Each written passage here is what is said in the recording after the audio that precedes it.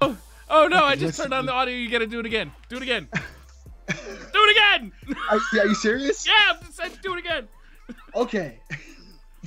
Just when you thought there was nothing left for you to do with your night, the Revolver podcast, Mama Hot Flash, crew is hot, always doing you right. With a fresh take on gaming weekly, PCs, consoles, and handhelds, geeky. Bump what you heard since birth on this earth. We know that the future belongs to the nerds.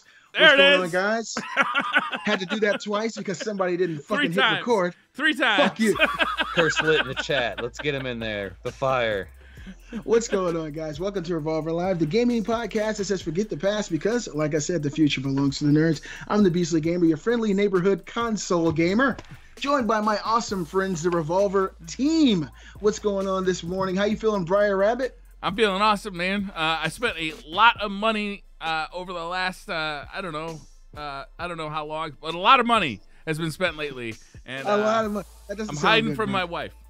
Yeah, you spend a lot of money. It sounds like you're getting your money's worth, though. What did you spend your money on, man? Nothing. I don't want to talk about. Don't want to talk. You can't put the evidence out there online because we know that candy and strippers. It's like that Tom DeLonge interview with Joe Rogan. Takes me back to my childhood. Takes me back to my childhood. Oh my goodness! You're the only person I know that can say that and mean it. Candy and fucking strippers. That is the life of the Beastly Gamer. And it was a hard life, believe it or not. So many asses and peanut brittle everywhere. Gary Diaz, what's going on today, man? I know that you had a few issues getting us started today. We're happy that you found the perfection that you needed. How you feeling this week, my friend? Feeling good. Little known fact about Beastly, Candy and Strippers was actually the name of his second album. Which is that's pretty good there. True. Can I it's just a really start good the album. podcast by saying that, again, I got very close within 5 minutes before we went live to literally getting on a plane and burning Skype's headquarters to the ground and cutting every employee. It was ridiculous. Like, I've never had Skype issues like that before, but I've now reached a Zen, calm Buddhist state. Wilson's helped me get my mind right, and we're here. Yeah, well, he never watched the Tina Turner story, Thin Line Between Love and Hate. Not Thin Line Between Love and Hate, but what's love got to do with it? And so there's a little part in that film where Tina Turner says, Nam Myoho Renge Kyo. And so I had him say that about 10 times. Everything worked out. It was really messed up. His audio made him sound like he was from the United States, and we couldn't have that. That was just unacceptable. It was unacceptable. He looked. You see Gary's face, and you hear him say, "What's up, guys? How you feeling?" I was like, "Oh shit, what the fuck? We gotta fix that. We need our GD on the show." He started talking nice about Xbox and PlayStation. Yeah, PlayStation. Loving it. He's like, "Have you guys seen those new PlayStation games? They look glorious at 30 frames per second." We're like, "Whoa, something's fucked." I was going to hang myself from the ceiling lamp. My ceiling lamp. It was about to be down. What's going on, Willy Wilson? How you feeling this week, my friend? I'm feeling good, man. Like I said, I just got done with getting my mind right with Gary. I had to take him to the bus and chill him out for a minute. And, yeah, we're doing good though. But I got a new monitor this week. Well, my better half Sam, early Christmas present. It showed up, so I got it plugged in, and I'm not gonna lie, I think she's like 55%. Yeah. Yeah, real talk. I've really been enjoying it, man. It's actually been promoting me to use mouse and keyboard on Destiny 2. However, what is it about the new monitor that's got you doing that? Because I gotta be the way I have it positioned. I gotta be at attention. You know what I mean? I'm like, it's the angle that I'm at. Normally, like, our viewers can't see this. Normally, I'm looking this way, like at my old monitor. My new monitor is here. So it's just, I got this U-shaped desk right here. So what is the hertage? The hertage 144. Wow. So we won't be seeing you doing any more Revolver skits where you say, "Why is it so slow?" Because now it's going to be a lot faster. Well, yeah. Now he's got to start like upgrading his CPU and his GPU. He's like, I'm only getting 136 hertz out of this thing. I got a max. This CPU for sure. Yeah. Well, guys, we were a little late today, but just in case this is your first time joining us, Revolver Live is a gaming podcast with 6 revolving topics. You can be a part of the show like so many today by submitting your topics for consideration at revolvergamescast@gmail.com. That's revolvergamescast@gmail.com. We go live every Sunday at 6 o'clock p.m. Eastern at twitch.tv/Briar Rabbit. That's where you are right now. Twitch.tv/Briar Rabbit. The video is then shared on YouTube at Briar Rabbit's YouTube channel, my YouTube channel, Beastly Gamer. And if you're unable to see the live feed that's today or the video format that's uploaded later on in the week, check us out in podcast form on Podbean, iTunes, or your favorite podcast service provider. And with that, welcome to Revolver Live. Fellas, it's going to be a hell of a show. It is, man. I read the topics today. I knew it was going to be a good show. well, let me just start us off, before we get into the actual topics and tell you how it went for me. I finished playing one of my favorite Nintendo games today. Let me move this.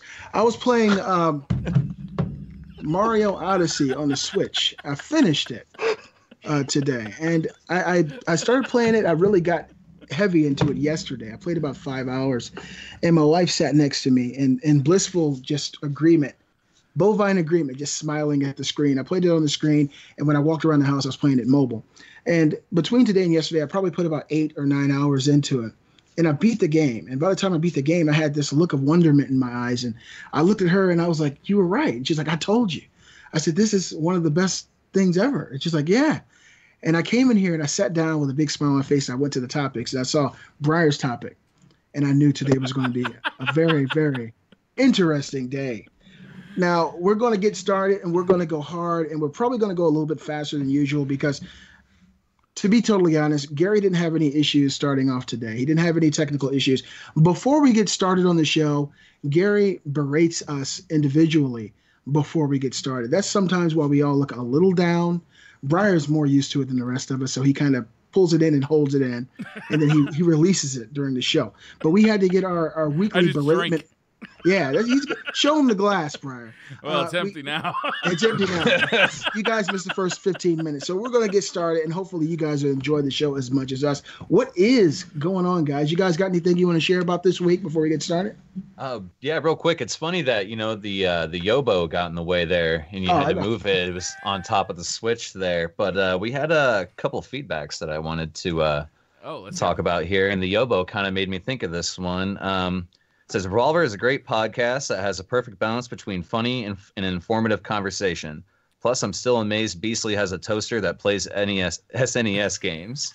And that's from Vance883. Thanks, there it is, in its glory. Look at that boot up screen. Rare. Look at that rare title. Look at that rare. What game we got in there right now? Donkey Kong? Donkey Kong. Always. Donkey Kong. It's going to be fun to edit that out. Yeah, look at that. HD audio. HD audio. HD audio before they even made it. It's the real deal.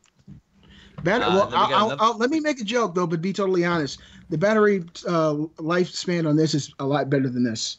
I charged this up about 2 months ago. I swear to God. So it's all that girth.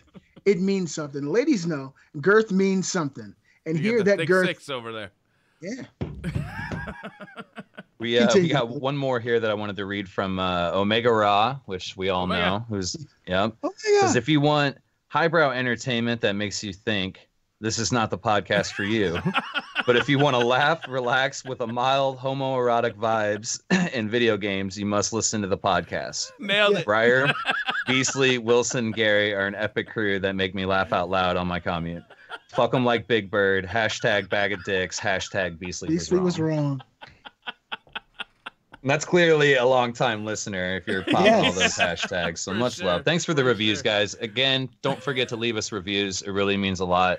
We're going to start reading them out as much as we can. But thank you, Mega. Thank you guys so much. The growth on the podcast has been fantastic. So thanks, guys, for really drilling down and listening to us on there and giving us a chance with your time. I think we're up to about 130 followers on Podbean. So subscribe, follow, and a hell of a lot more on iTunes. So yeah, if you're stopping by, as I said, leave something funny on the review. You might get shouted out, and give us a follow. I mean, it will take at least 2 or 3 weeks before we disappoint you. So you've got some time there for it to happen. High turnover. We got high turnover in listeners. High turnover. Exactly. We've got to fill the levers. You know, we're losing people at a record rate, gaining them well, but Wait, do they just talk about dicks every week? Every single week. Hey, every look, week. if we could get rid of ours, it'd be that easy. But we have to live with dicks. Talking about dicks, actually, before we jump into the show proper, this has been the longest intro we've ever had. But I've been harassing a company now for around 10 days. Dicks by Mail. Now these guys, I'm promoting them for free now. They don't even sponsor us. Dicks by Mail, you can go onto their website and send people bags of dicks anonymously. They're a perfect fit for Revolver. We need everyone here who enjoys what we do and also enjoys bags of dicks to get in touch with Dicks by Mail. You can get on them on Twitter. Tell them to hit up Revolver because we've sent emails, we've called. I've sent pictures of my own penis, as tried to. That's why they didn't call back. Shit, they haven't called back. Yeah, I was to say, you should have let Beastly send a picture, man. You can't say no to that thing. I didn't want to scare them off. Okay, I wanted to give them something that wasn't going to intimidate them. They went safe. You're right. Oklahoma. Safe word. Yeah, Dicks by Mail. If you can hit them up on Twitter and tell them the Revolver crew want to talk to them, please check your emails. I'd really appreciate that. All right. All right, Speaking let's talk. of dicks. Let's talk. What do we got? The big swinging dick. Topic 1. Whose topic is this? I want to say, is this your topic, Gary? Is it the Xbox? Yes, Yeah, the Xbox One Is it X the new big is the swinging new dick? big swinging dick. Xbox One X is the new Subliminal. big swinging dick. So the reason I want to talk about this week is before the Xbox came out, it was really just a meme box. It was the best pixels. Like, that's all people used to say about it. Like, what's it going to do? Like, it's going to come out. It's just going to be PS4 Pro with a more expensive price tag. And I feel like since its release, there's been article after article after article where it has thoroughly trounced the PS4 Pro for visuals, for performance, for load times, for multimedia capability, both like Dolby Atmos sound and the 4K Blu-ray capability. I don't think you can get a better console right now. And I feel like if Sony people aren't worried about it, they should be, because all Xbox needs is a killer 2018 for them to really start to regain ground lost to Sony. If you are not a PC gamer, there is no better place to play at the moment than Xbox One X. What do you guys think about it? Have you been watching the coverage? I actually have. Go ahead, Brian. I have been watching the coverage, and you're right. It's like if you watch, basically, what's that website? Digital Foundry. Digital Foundry. I mean, they've been just raving over the thing. Like, graphically, it is running at native 4K on a ton of games that the PlayStation 4 Pro can't touch.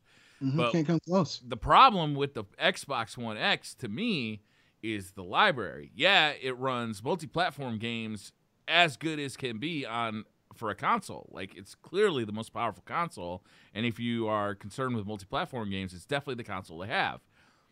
But it doesn't have any exclusives. Like, there's just nothing. There's nothing. It's got Horizon. It's got I'm sorry, Horizon. It's got Forza. I was thinking of Forza Horizon. Gears. These are Wars 4. Gears Halo came 5. out last year. Halo 5 came out 2 years ago. 2 years ago. But it runs at 4K, Briar. Yeah, but it's a 2-year-old 16. game. It is. I got a friend in Resolute, Monk, actually. He went out and bought an Xbox One X and was playing Halo, and he's like, man, I just can't believe like how much more fun this game is at like close to a PC resolution. You know what I mean? It is a PC resolution. Yeah, man, he's really loving it. Everything that I've seen from people that I know personally that have gotten one are absolutely adoring it. They're loving it. Yeah.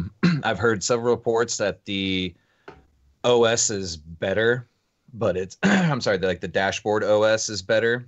It is. It's but faster. it could still need a little tweaking though. I've heard it's confusing now though. Well, yeah. I mean, they're all confusing at first. You know what I mean? I think that the Xbox OS is doing a lot more for gamers than PlayStation do.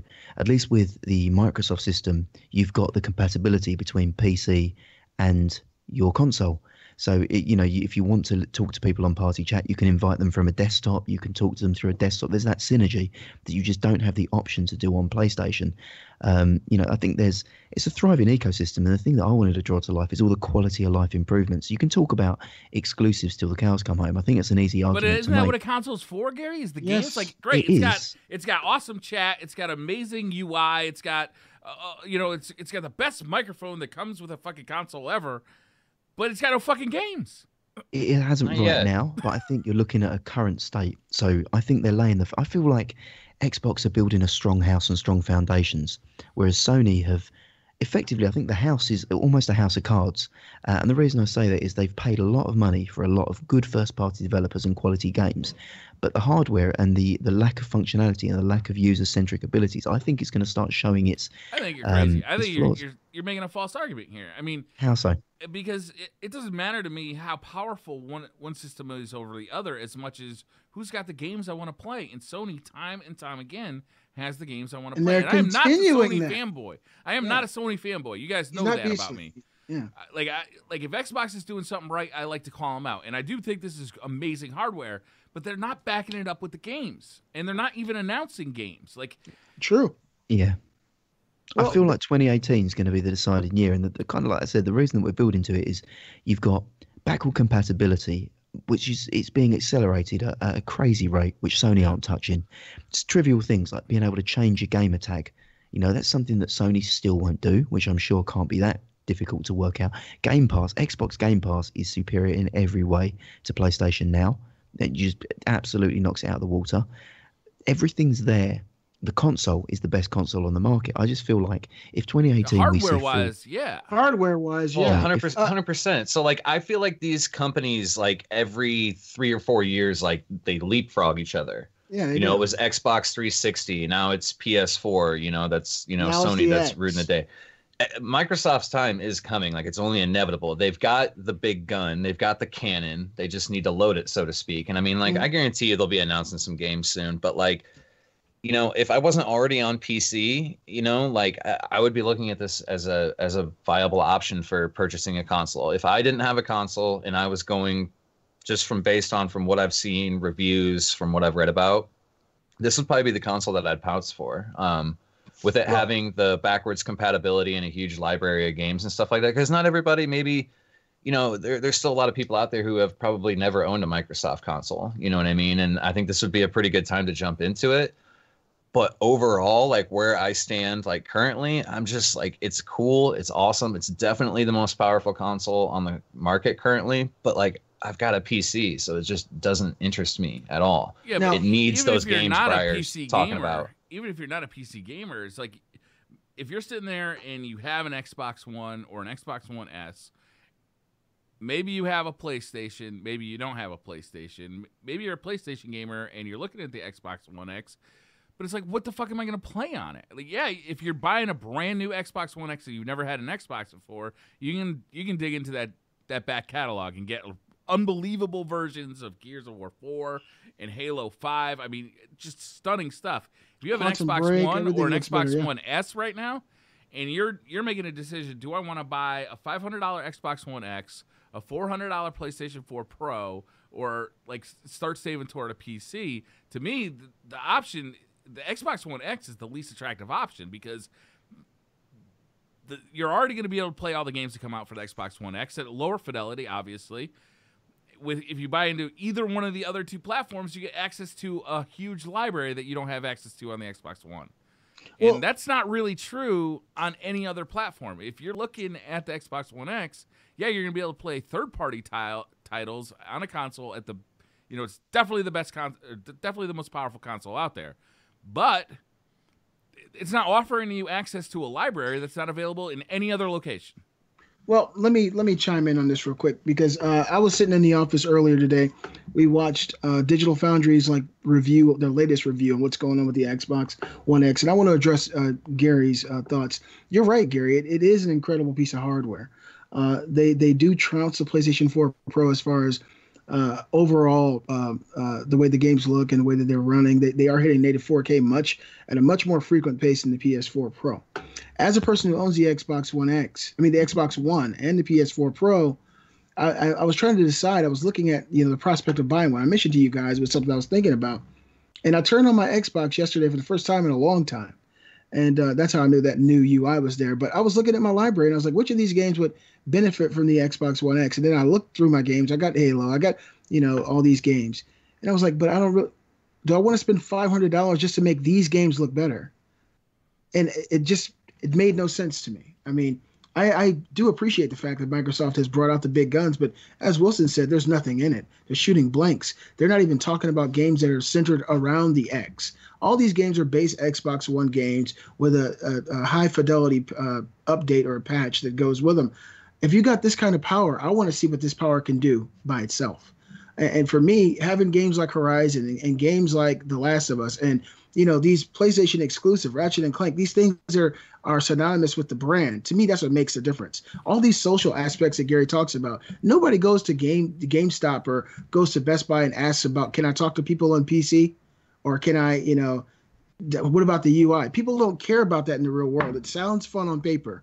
But people don't care about those aspects of a console when it comes to the moment of purchase. They want to know what games are on which console. What games are people talking about? Which games are exciting? Right now, when you look at the Xbox library, there's literally maybe 1 or 2 games down the pipeline that people are excited about.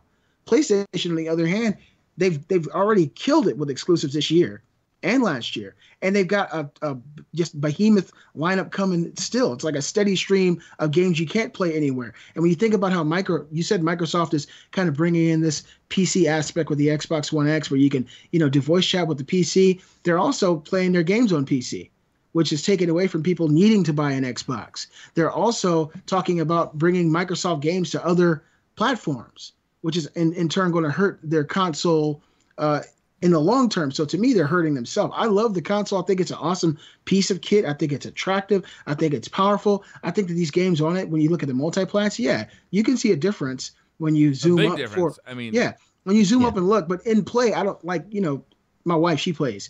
She was like, in play, I don't know if I'd notice that. We were talking about this morning. You probably wouldn't notice it in play. PS4 Pro does a faux 4K presentation, but on a 4K TV, that's an LED with HDR. It still looks amazing. Between upscale 4K and 4K. And not just that. I mean, my point around the Xbox is that we are dwelling a lot on exclusive games. And for people that just want the best looking games, a lot of people don't care that much about exclusives. The general. But if you're just looking for the best looking games, aren't you just going to get a PC? No, because you might be the couch gamer, the person who buys FIFA, Madden, COD, Battlefield, Battlefront. All those games are going to always be out on the Xbox, and all of them are going to look best on the Xbox, excluding console PC. Seems like it's marketed to such a narrow group of people. Like you have to be pretty much a hardcore Xbox guy to really look at this, and true, and not a PC gamer. Like if you have a PC, then you're not seriously considering the Xbox One. I can't imagine. Like it's so narrow, the focus on this thing. I just feel like they're setting, an exceptional piece of kit. That's kind of all. It's I feel really like they're nice setting it up. If they had any games that like I couldn't play on my PC, like, and I'm not upset. Like I don't even think that's a big problem for Microsoft, to be honest with you. The fact that they're selling me a game on Windows or they're selling it to me on the Xbox doesn't really matter to me, and I don't think it matters much to them. I think they're happy to sell me the game no matter what.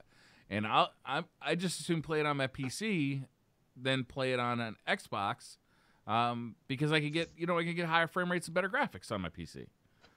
Yeah, it makes sense. I only brought it up because we're talking about the console aspect of it, and I think that one thing that makes the PlayStation so attractive, and the reason we're talking about this and we're talking about exclusives, is that PlayStation exclusives aren't on PC. You have to have a PlayStation to play them, and that makes sense when it comes to the console business. And I think that ultimately, when you have these AAA titles that come to the Xbox and you can get it day and date on PC, it's hurting the console business. You're working against yourself. That was my thought on it. I have a little PC, and when I play games on here, they look better than my PS4. So, I mean, my PC is capable of doing that. I understand that aspect, but if you're working, towards building a console business and you put your games on another platform, you can ultimately hurt your business in the long term, is my point. Yeah, I just kind of feel like as much as like I used to be a huge Microsoft Xbox fan back in the 360 days. I mean, who wasn't, other than the thing breaking down all the goddamn time. Yeah. Ring. I am kind of being hopeful here. I'm hoping like that this is kind of like they're setting up for something big. You know what I mean? Because if they do get the game titles that are desirable, not even exclusives, just if there's new games that are going to be coming out, that's where it's going to look the best, and that's going to be potentially a trendsetter. Like I said, I mean, it's either going to be make it or break it. Either this form of upgrading consoles every couple of years is either going to flop miserably, or it's going to set the new trend. They just need to come out with some games, man. They just That's need to true. come out They do. with some games. And I think once they do, and I'm hoping that this is why they're doing this, is that they're kind of going to start setting up for development. Because I mean, if you look at it this way, I mean, the console just came out. I'm sure devs for games have had it for a little while, for quite some time now. But I mean, if you want to unlock like the true full potential of a system, that usually doesn't come for a while. You know what I mean? I feel like the game would have to be developed from the ground up. And Phil Spencer's been leading that team for what, 2-3 years? Yeah. Around that, yeah. So it's time. Like, if he's been, like, concentrating on getting devs to work on there and, bringing people on board on the Xbox team, I think this E3, it's time to start seeing the results of that labor. And if not, I think the Xbox One is an empty promise. Yeah, it plays third-party games as good as a console can. But not as good as a PC, and the PS4 Pro looks almost as good, but you also get to play Last of Us 2 and God of War and all these other games that are Detroit. just exclusive. It's just it's a tough place to be in for Xbox if they don't start putting out exclusives that really kind of, and they don't have to be exclusive to the Xbox. They could be just exclusive to Microsoft platforms. Yeah. You know what? I mean, if I saw those kind of trailers like what we saw at Paris Games Week, a lot of those trailers I saw just kind of blew my mind. I was like, wow, this is a must play. I can't remember really seeing that, in the last few years for Microsoft. I want to see them get these developers, these writers, and craft something from the ground up made for, the Microsoft platform, PC and Xbox. The last Microsoft I was really excited for was Cuphead, and I don't think there's going to be a big difference on the Xbox One X for that game. No, I mean, you have got exclusives. I mean, I don't want to dwell too long on the first topic, but if you go flick back to the E3 that we just had, I mean, how many exclusives they drop? A crap ton of, whether they're timed exclusives, which Sony's guilty of doing exactly the same thing and calling them exclusives. Sure. You've got Sea of Thieves coming out, which looks to be pretty good. I think that's going to be a solid title. You've got PUBG, which is possibly a year exclusive, which is going to be solid relevancy for them. That could be much better, much improved by being on more powerful hardware too. I think. Oh yeah. I think there's stuff. Sure. I think there's stuff coming, and I think that there's more on the way. We haven't seen what the new Gears is going to be. We haven't seen what the new Halo is going to be. There's things that are there, so I think we can't count them out just yet.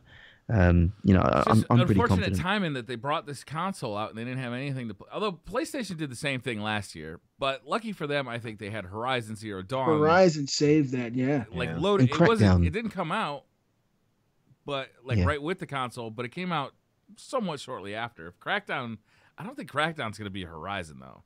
No, hell no. Do you know what interests me about Crackdown is it was looking really good when it first came out, like when it was first previewed. Recently, it was looking less good, but then the game was pushed, a year, 8 months, to be given more time to cook to get back to where it was. So that's good. I think that Crackdown could potentially deliver on its early promise. I mean, I don't want to get, this is not an Xbox podcast, but it's, at least to me, I feel like the One X is going to be the secret sauce that I think Xbox needs to kind of push forward and really achieve its potential. So we'll see. I don't know. They got a lot to prove to me. They got a lot. I would agree with Gary, but only time will tell, and they do have some work to do to obtain that goal. But with the question being, Xbox One X, is it the new big swinging dick? Can we all agree that it is a big dick? It's just not quite swinging yet. It's swinging, but it's got nothing to swing into. It's the blood is flowing to it. It's kind of unfolding slowly, ready for action. That's kind of the state we're at. There's you're going to have to kind of slightly adjust it in the trouser just for comfort. I feel like that's where Phil is right now. It's swinging in the bathroom alone when it should be swinging in the bedroom with 3 beautiful ladies around it. There are no ladies, at least nothing we've heard of recently. So hopefully Microsoft has some ladies on the way. They made some phone calls. They got not any exclusive ones anyway. Yeah. I mean, talking about console exclusives, there was a big Nintendo exclusive out this week, and I think it has divided the podcast like never before. Divided. We stand divided, but I feel like we could come together with discussion and reasonable and rational talk and just work through this. Fuck that. I do not like Mario Odyssey. I just don't like it. Here's the deal, right? Is I'm playing it, And I get that feeling of playing a Mario game. The problem is it doesn't hold my attention 100%. But it's also it's not light enough and breezy enough that I can kind of play it while I'm on the couch, like half watching a TV show. Are you crazy? It falls in this weird middle ground. Like I can't like fully concentrate. I get bored. It doesn't like there's no story, so like story's out of it. I do prefer playing it on a TV because I feel like I can see where I'm supposed to jump and like kind of that stuff a little bit better. But when I'm playing on the small Switch, it's too much camera control bullshit. Like I feel like we've moved past that camera control system. Like I just want that to go away. I don't get it. What do you mean camera control system? You control the camera with the analog. Yeah, I'm constantly moving the analog stick, and it's not comfortable for me because it's like it's too close to my palm and it's too far down. So I'm constantly like doing this. If that makes sense. It's not a comfortable controller, so I far prefer playing on the Pro controller. The motion controls drive me fucking crazy. Like, and you can turn them off, but they don't fully go away. Like there's certain things you can't do if you don't use motion controls, and they're duplicating buttons on the controller. So like, there's no reason for that. Like why can't we just have like some of these things mapped to, a button? But really, the thing is it just. It falls in this weird middle ground. It's not like new and inventive enough to like really excite me. It feels like an old Mario game kind of updated for the new age, and I think it's successful at that, and I see why people like it. It's definitely charming, and it definitely is beautiful, but it's not engaging enough to keep my attention by itself, but it needs too much attention for me to, like, if I was playing like a new Super Mario Brothers 2D game on the 3DS, I could just play that and like kind of be watching TV and playing that and then put it down when I want to. This game doesn't really allow you to do this. It needs more concentration than that. So it's really kind of fallen into a middle ground where it's just not for me. And that's respectable. I remember in our old podcast, Beastly Thoughts, one of our old co-hosts, Robbie, said that he did not like Breath of the Wild, and we all shit on him. So we shan't shit on you. Everybody's entitled to their opinion, and there's nothing wrong with that. I completely disagree with you here. I wrote a fucking sermon about this because after I got done playing the game, I just felt motivated and excited and intrigued. I think that Super Mario Odyssey is an evolution of every Mario game ever created. I think it goes further than every single one. Upon completion of the game, it is my favorite Mario game. I did find it that I was able to play and stop and continue to do other things and kind of have, my iPad next to me. I'm listening to Tucker Carlson, the greatest news anchor of all time, while I play the game. And I'm kind of in between both worlds. I was enjoying it that way. You do spend time. That was the dumbest fucking thing I've ever heard come out of your mouth. It's true. Damn. But you did just say that Mario sucked, or you didn't like it. But these are my thoughts on the game. I wrote some stuff down. One of the best mobile games I ever played. You said you didn't like it. You weren't able to control and articulate Mario the way that you wanted to. I'll just remind you that the screen is much larger than the Game Boy Advance. I mean the Game Boy Nintendo 3DS XL Game Boy. So this is like one of the largest screens. The screen. It did help playing on a TV, but I think that was more because I had the Pro controller. But there were a lot of times where I really had to manipulate the camera just to see where the ledge was that I was supposed to jump off. And there were a bunch of times where I just fell off that ledge because I thought there was another foot or two. Like I had another step or two. Right? Yeah, because you're walking straight forward. You can't see it from the side. So you kind of just like trusted that you know where to jump. There's a bunch of that for me. Yeah, for me, I mean, it felt the same way in Mario 64. Even though in Mario 64, you actually had to use little yellow arrows to move the camera. It's an open world kind of 3D adventure. You're going to have to move the camera around to see where you need to go.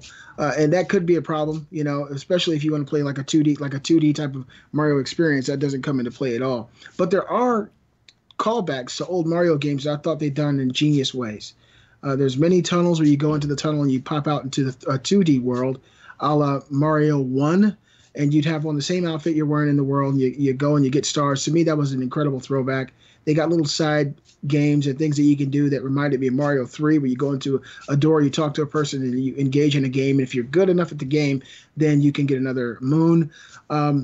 These are my thoughts. And at the end of this, I felt bored by like every conversation I had, though. There was no nothing engaging. Like I felt like it was mandatory for me to stop to talk to people, but I never felt like I got any insight or learned anything, or I just felt like I had to do this to progress. I talked to very few people throughout the game. There's a lot of characters sparse throughout the world that have little, icons above them you can talk to. And usually if you talk to them, they're going to lead you to where you can get a moon or something. A lot of those people I went by and kind of left it alone just to kind of streamline the game and get through it. But here are my thoughts on it. And after I get done with this, if we disagree, then we're just going to have to disagree. To me, it's one of the best mobile games I've ever played. Having something like this on the go really blows my mind. It's the deepest Mario game. There's tons of hours to play. After you get done beating the game, you got tons of new stuff to do. It looks great on the mobile screen. I had no issue getting Mario to do exactly what I needed him to do, and that's where we kind of differed there. Me having these controllers, this is the most comfortable I think I've ever been playing a video game because it was docked. I didn't put the controllers on the controller little box. I had them in each hand, and I had one hand behind my head, and I was had the other one over here, and I was playing the game like that. And by after 2 or 3 hours, use the Pro controller, you didn't need it. No, I don't even have a Pro controller. I played it like that, and I was completely relaxed. And I kept talking to my family. My kids are around, and my wife is there, and my daughters. I said, this is the most comfortable I've ever been. I'm pulling off these crazy trick moves and stuff. So that was really, really awesome for me. The motion controls work fine. I do think that they need some tuning. Some of the stuff doesn't work as well as you like. You have to do these circular motions to make Mario spin. Have motion controls ever worked as well as you want them to? Or would you always rather have a button? I would always rather have a button, but there are people out there who want that extra degree of play, the extra, breaking the fourth wall, bringing it into your home. And if you got a console that's capable of doing all this stuff, you got a mobile console that's also a regular console for home. You got motion control capable controllers with the most impressive rumble packs ever. You got all these different ways to play, and they tried to include it all. And to me, I say kudos for that. Because like you said, you can disable a lot of the stuff that you don't want. But for me, 95% of what they put in the game made sense. The way this game is presented, there's tons of retro callbacks, 2D Nintendo Mario segments. There's RC cars and mini games, Mario's abilities while taking control. Mario's abilities while taking control of other enemies is, to me, one of the most incredible parts of the game. So Mario has his hat, which is actually a ghost, and he throws it at these enemies. And they have every major enemy from every Mario game in this game, like the football players from Super Mario World, all these different players, these characters are in the game. And when you throw the hat, you can assume control of these enemies. I've got to say, I feel lied to here. I was promised a battle, and this has been the most civil bullshit I've ever seen, man. There's been no mudslinging, nothing. I've been waiting for 10 minutes. There's been no insults. No one's called each other a dick. Let me just say like this, Gary. I'm not going back to jail.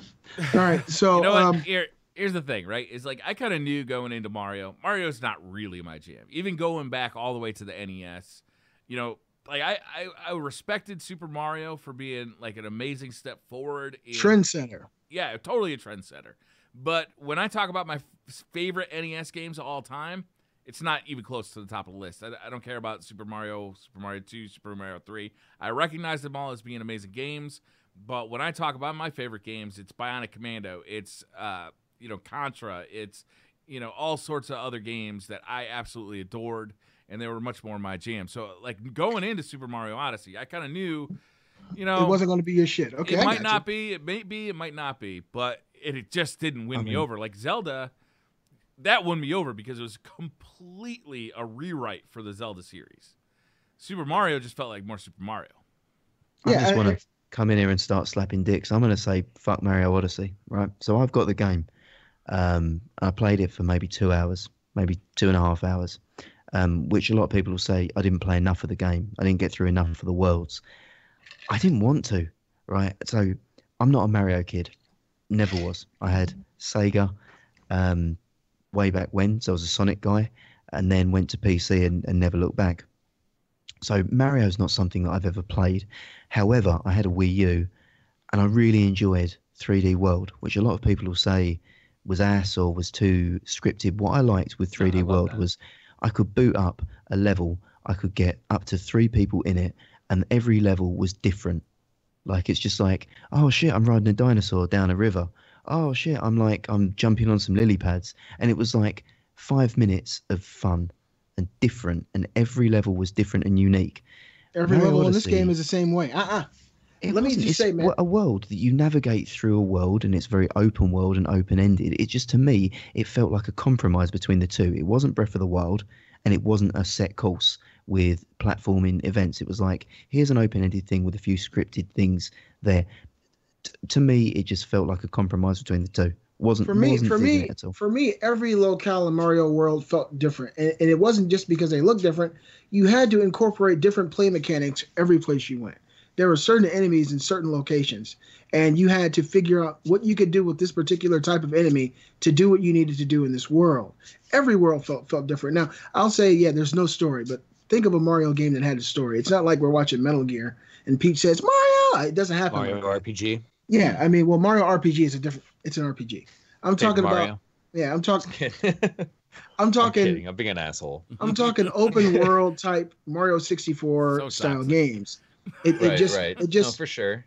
He's always been a silent protagonist. Yeah, I mean, and in this game is the same way. And to me, where it lacked in story, the fun made up for it. You know, going through this world, fighting these enemies, seeing the ridiculousness of these bosses, and to me, these bosses, those some of them were pretty easy. It had something that I haven't felt in a long time, probably since I was a kid. This game made me feel magical again. I felt like this feeling of whimsy playing this game and going against these bosses and seeing just how ridiculous it was. It made me feel honestly like a kid again. And I preferred ukulele. I had much more fun playing that. Well, I mean, you'd be in the minority. Briar would be in the minority here. No, I completely agree. I mean, you look at any review site, and this game is getting 9.5, 10. The reason I made it a topic was to say it's weird. Why don't I like this game? And then basically you added the topic. I love this game, so it became a debate. But originally the topic was there to be like, hey, you felt weird that you didn't like it. Like it's you know, it's like everybody's going and loving fucking McDonald's cheeseburgers. I eat one. I'm like, this sucks. Like this isn't my thing at all. So you know, like it when I originally made the topic, it never was supposed to be a debate. But you know, it's weird because this week I've been playing that game and I've been playing Wolfenstein II, the new Colossus. And it's like, you talk about contrast in like two different fucking games, man. Like, they couldn't be more different. But I am so much more into Wolfenstein. Wolfenstein's getting what? I mean, it's getting good scores, but not Mario's scores, right? When you look at review sites. I need to pick that up, man. What does that look like, Briar, on your Pro? Are you playing on PC? Playing on PC, I've heard it's fine on PlayStation and Xbox, but it looks good. It's less about the graphics to me than it is about the story. The story is just batshit insane, and it's just fun. It's just fun to be in that world. That's like kind of an outsider's opinion here. Like, we haven't gotten the Switch yet. We're definitely planning on it, and that is going to be one of the first games that we pick up. But from what I've seen, like, I watched Hovey stream it pretty much from start to finish, and coming off Super Mario 3D World, I mean, like, that was such a fantastic game. This is so much better. Oh my god, it was really awesome. So I kind of feel like that did kind of set the bar high for the next Mario game. However, everything that I've seen, like you said, like, I mean, I have a weird stance when it comes to Mario. You're talking to a guy whose favorite Mario is probably one of the most hated ones, and that's Mario Brothers 2. I love Mario 2. You know, it was a super trippy one, you know, like it wasn't even Mario 2. It was like Doki Doki Panic or something like that over in Japan or something stupid. But from what I've saw, like, it definitely wanted me to play it more because I don't play enough sit back and chill games. Like, even like games like The Witcher, you know, that is totally a couch game. Like, I get so drawn into the story and like so invested in these characters. And for me, it definitely looks like a game that me and the lady are going to jump into. It's very chill, very relaxed. You can play 2-player too. We haven't done that yet, but you can play 2-player in this game. That's what we like to do, is play them all like 2-player and steal the power-ups from each other and, you know, troll each other. Another great thing about this game that just made it so much better for me is, you know, how you can change Mario's appearance. You can make Mario look certain ways, and in certain levels, you I did actually like have playing to dress up. Like I like Yeah, dressing as a you can. cowboy and putting on the was it the sombrero? Like I thought that was funny. And some of those things actually help you on stages, like to access certain levels if you want to, try to find every moon. But one of the most awesome dress ups that you can do is you can actually put on the outfit for Mario 64.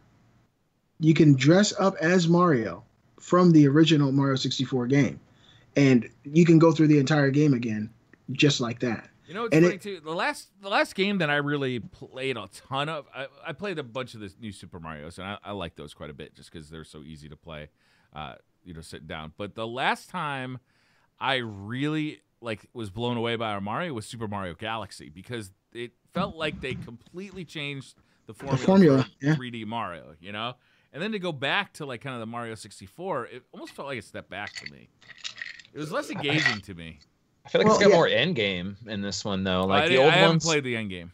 Well, that's what I'm saying. Like I feel like in 3D World or whatever, you were after the stereotypical big gold coins, if I remember correctly, or kind of like how on the Super Nintendo one you're going after all the Yoshi coins. Feels like in this one it's got I use the term end game loosely because it's really all a collecting game. It really does, though. Yeah, you can unlock costumes. There's the moons. Help me out here, Beasley. What? There's. Well, for me, the thing that changes it, the dynamic of Super Mario Odyssey for other Mario games of the same type, is that the story actually matters and you see it play out. Cooper or Bowser has kidnapped Peach, of course, and it's not just, I got to go save Peach. Bowser's going around the planet to different lands and villages, and he's taking the best resources from these indigenous people to create the best wedding of all time. So he's going to the water land. He's getting all their spring water so he can have the best water. He's going to this food village. I got the best water. Yeah. He's going to this food village, and he's getting to Microsoft and get the best pixels. No, he goes to He goes to NVIDIA. But you actually play through this and you see it happening and kind of unfolding, and it all makes sense in the end when you see what he's done with this wedding and all the stuff that you tried to fight to keep. You see it behind him as, the last final battle goes down. You see this huge cake that he went and had made in this particular place, and all this food that he had stolen from this place, and all this water and all this junk. And you play through it, and it's just so much fun. There just hasn't been a game like this in years. Kate texted me last week, and she just texted me 10 out of 10. You have to beat this game. And I was like, really? And this is the best game I've ever played. You need to come play this game. And so she's really been on me. And I got to agree, man. The game is a 10 out of 10. Has one of the sickest Mario soundtracks. Going to New Donk City and seeing actual, interacting with human beings and taking control over of them. It kind of set Mario aside because in the past, we always thought Mario was a humanoid in his world. But this set him aside from actual human beings. So because I want to push this conversation forward to the next topic a little bit because it leads in well. Right? Is that okay? Beasley, you've mentioned Game of the Year multiple times during this conversation, and we do want to do a Revolver Live Game of the Year, right? We'd like to have some Revolver decides. Revolver decides Game of the Year. That could be fucking come to blows. I feel like. Oh, Gary looks so excited. Did you see that face? I had to drive to Connecticut. I just got to listen to another 10 minutes of Mario Man Ukulele. That's what I'm going to push forward. So I'd like to start picking topics for Game of the Year, and I don't know if we want to do it all in one show or if we want to kind of make it like the last segment of a couple of shows or something like that. Mm-hmm. But I'd like to start thinking about it. I'd like to start getting your ideas, and I'd like to start getting viewer ideas. How would they like to see us approach this? Because it's coming to that time of year, right? It's the big releases are out. It's time for us to kind of. I don't know. It's just fun to kind of have these conversations, I think. So I wanted to kind of get your input and see what you guys thought about that. Well, I mean, for us to decide, it had to be a game that we all played and something that, we can actually speak on because there's a lot of Game of the Year contenders that some of us haven't played. Well, that's the major issue. So I don't think so. See, I disagree. If you didn't play Wolfenstein and I wanted to get it, say we decide we want to do a top 10 list for Game of the Year. And I want Wolfenstein, and Gary wants Wolfenstein, and Wilson wants Wolfenstein, and you didn't play it. That doesn't disqualify it from being on the list. What if in a situation like this, maybe Little Nightmares, a game that I played and loved? I don't know if you guys played. I think Gary may have. I did. I did. Stuff like that, you know. Yeah, I mean, then whatever your you want. passion has got to pull it through, man. Okay. Well, yeah, we can do it. We can do it. Fuck it. Let's do it live. To me, I'm excited about this. I've played some games this year that have kind of blown my mind. Resident Evil 7, you know, of course, Horizon Zero Dawn, Nier Automata. It's an incredible game. It's just been a great year, man. And of course, now with Mario, I would argue Legend of it's Zelda been one of Breath the of the best Wild. years ever for video games. I mean, you look Ever. at starting God. right from January and going through December. I mean, it's been nonstop amazing games. I think we had a couple of slow months in the middle of summer, but nobody was complaining because it was just giving everybody a chance to catch up. Sonic Mania. Oh, See, man. I always struggle with Hellblade. Game That of was the what I was year. gonna say. Hellblade. Because I play so many old games and games that were like 2 and 3 years old this year, or like in a given year, I struggle to pick what's top there. I think what you said, Briar, about bringing maybe your top 5 next week, if maybe the viewers give us some help as well in the comments, that'd be really good. But if we each bring our top 5 to a topic, and we do maybe an extended topic, and then like maybe leave with top game of the year out of each of our top 5s, like we've got a final from that. I think that'd be strong. Let me ask you guys a question, and it doesn't necessarily correlate with this, but it's weird that something this big has come out and we haven't talked about it on this show, especially having someone who used to be so deeply steeped in the lore and this particular franchise. Have any of you guys been playing the new Call of Duty World War II? No, I own it. I haven't even booted it up. No, I've watched some of it. I'm hearing and a lost lot of good all things interest. about this game. No, I'm hearing nothing good. Who's telling Really? you good things? Americans. Everyone I've talked to said that they've been loving the hell out of it, man. Americans, The Gary. campaign is literally formulaic. Nobody for cares about the everything- campaign, Gary. Yeah. Right. The That's zombies not why mode. people campaign? play Call of Duty, Gary. Call of Duty has a campaign. Yeah, the zombies Exactly, mode Willy. I've heard is more of the same. It's not got the same exciting, unique sort of character that you had on the most recent game, Infinite Warfare. You know, the whole zombies in Spaceland, and then taking it through 80s and 90s as they did. That's what I'm hearing. The multiplayer, I've also heard the maps are tiny because they've taken away a lot of the speed of movement. So to compensate for that, they've made the maps smaller, and the spawns are still just as chaotic. The best mode, from what I've heard, again from 3 or 4 reviewers and from watching some Twitch, is just a rip-off of Battlefield. You know, the whole Battlefield has the huge levels, though. no, the idea of progressing an objective through, you know, multiple scenarios. So like you push forward onto A and then A moves onto B. It's like a war fronts, I think they call it, or whatever topic they've got for it. I've heard nothing overwhelmingly positive. I've heard that it's sort of 7 out of 10 middle of the road game.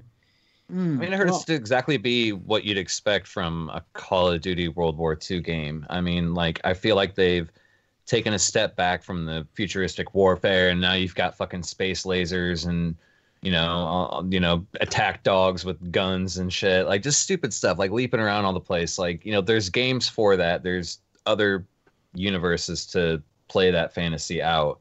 A lot of people, when they want a Call of Duty, they just want a good shooter with some interesting elements thrown in, which are usually kill streaks. And a lot of them are the same kill streaks or whatever. But from what I've heard, like, my good friend of mine, Conman, I've been hanging out with him in PSN chat while he's been playing, and I've kind of gotten he's got a very objective mind when it comes to games. And he said the same thing, Gary. Maps are smaller. That's a huge bummer. He has run into a few connection problems with people that won't take damage. So, hey, it's not just Destiny where lag can help you out, apparently. So he's had a few people that didn't take damage, but he said he loves the old guns. Even though the maps are small, he said that he's still enjoying them. But the thing that I found the most interesting is that you can't just pick any perk that you want anymore. They're actually kind of combined into a class, almost kind of like a subclass. You know what I mean? So it's kind of like how Destiny did it, where they picked some perks that are the easiest to balance and let you roll with it. And from what I've heard, there's already been like a balance update, like a balance patch for some of the weapons and stuff already. So, I mean, like, they go quick over there. Yeah. They always have, yeah. Yeah, they've got the manpower, that's for sure, to put on it and pump out updates and stuff. But every year, man, I say I'm not getting the new Call of Duty. I'm not getting the new Call of Duty, and I always do. And this is the first year that I haven't done it. And this is also the first year that I've had a lot of my friends tell me that they're really enjoying it, that it feels a lot different, that it's kind of like it goes back to the Mario argument. When you buy a Mario, you kind of know what to expect. You know, there's a reason why they pump those out, because it's a formula that works. And Call of Duty, you know, it definitely works. Like, you know, I don't always enjoy it every year, but this one, man, like I've always been a sucker for the World War II ones. And how long has it been since they've touched, since Call of Duty's done? Was it World at War? COD 4, isn't it? Yeah, World at War. World at War. That was a long time ago. You know, that was like pretty close to the beginning of like the PS3. What was the last Call of Duty numbered game? What was the last one that was actually numbered? I think it's COD 4. Jeez, imagine how big COD 5 would be. One more bigger than 4. Yeah.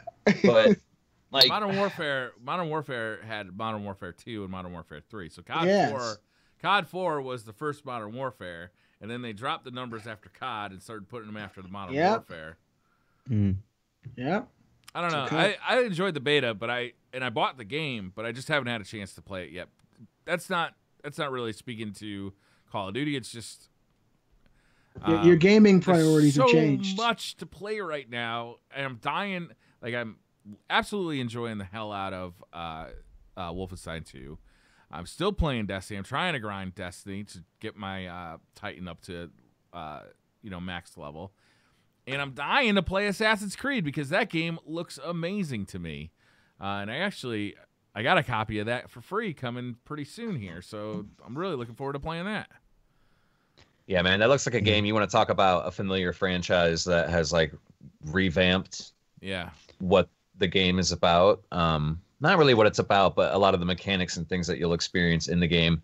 A lot more RPG elements. I saw that there was rarity tiered weapons. So there was like your green, blue, golds and purples, you know, those sort of things. That definitely looks really interesting, and I definitely want to jump into that. Significantly improved as well on what it was. It used to be very similar to the Arkham games, and now it looks closer to Souls-like, with the parries, the dodge, the roll out the way. It's a lot of freeform targeting. I mean, to me, talking about COD versus Assassin's Creed, I feel like AC has evolved the franchise while still giving familiars what they expect from an Assassin's Creed game, whereas I feel like COD has reskinned the game and not really innovated very much. That's what everybody was asking with COD, though. That's what the user base was asking for. Yeah, to go back. They wanted boots on the ground. They wanted, they were asking for another World War II game. They were sick of flying around. They were sick of these, jetpacks and laser weapons. They just wanted like a return to what they used to love in Call of Duty, and that's what they got this year. And you asked for it too, bro.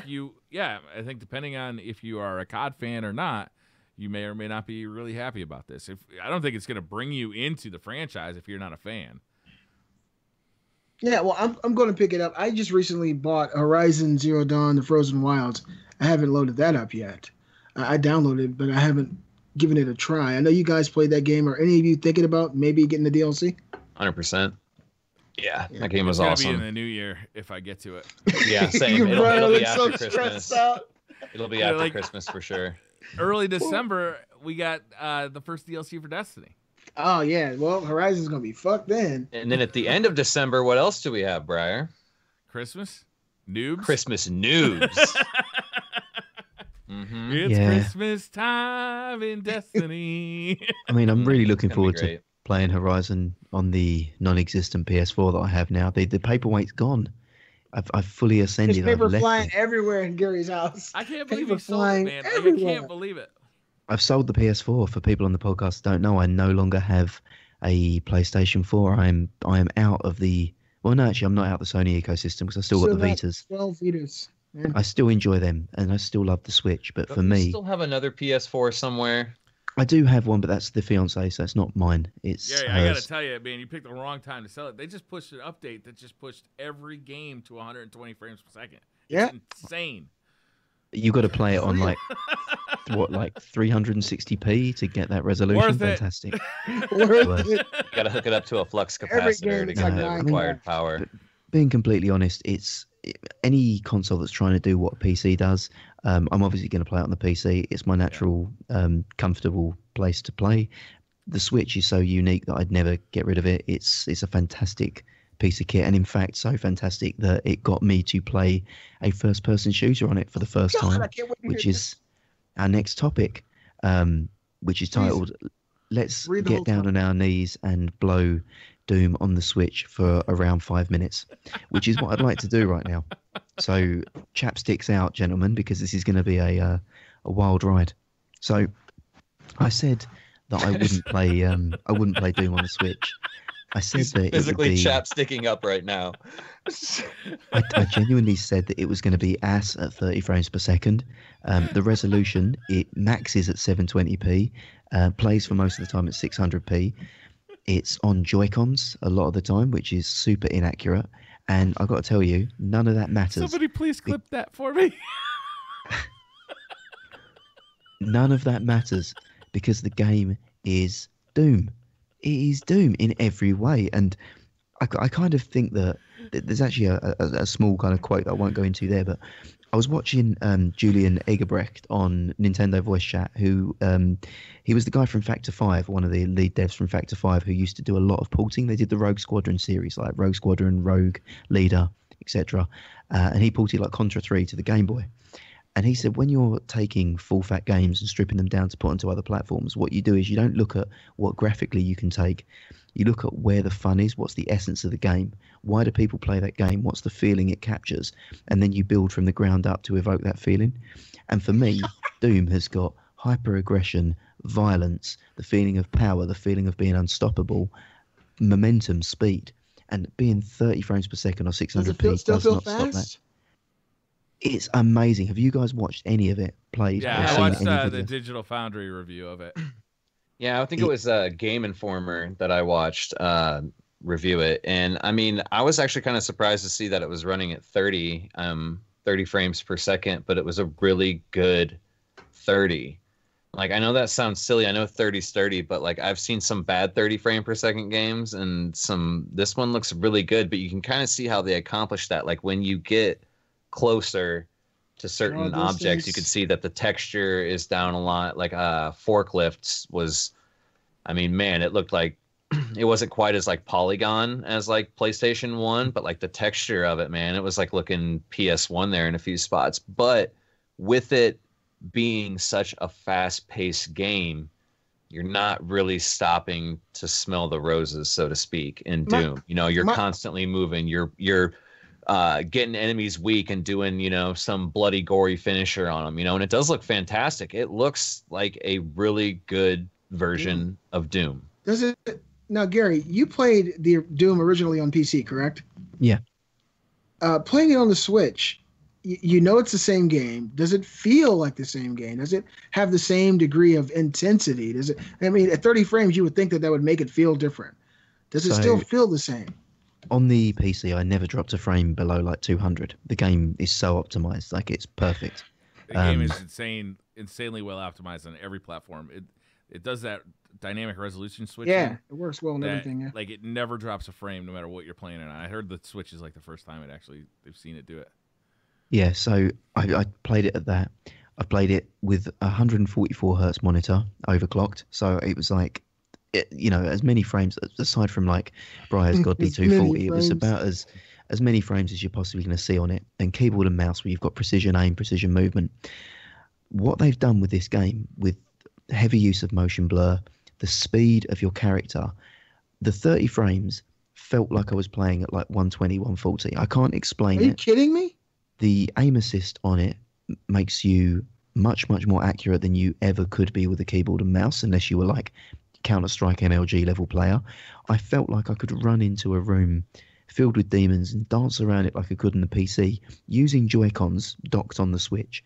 And the pace of play and the use of motion blur, as I said, I could not.